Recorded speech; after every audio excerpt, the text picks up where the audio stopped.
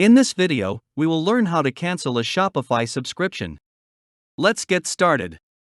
Here is my Shopify dashboard.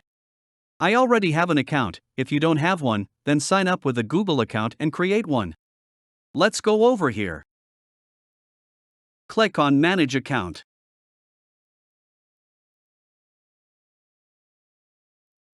Here, switch off two-step authentication and log out from all devices.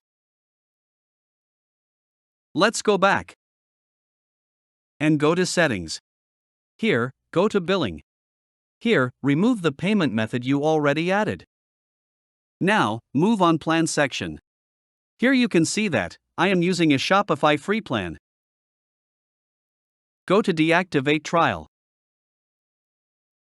Choose a reason for closing your account. Choose any one.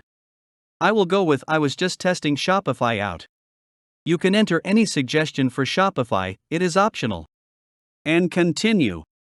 In this alert notification, you can see that, after your account is deactivated, you will no longer have access to Shopify admin, including your sales data, reports, or products and customer information.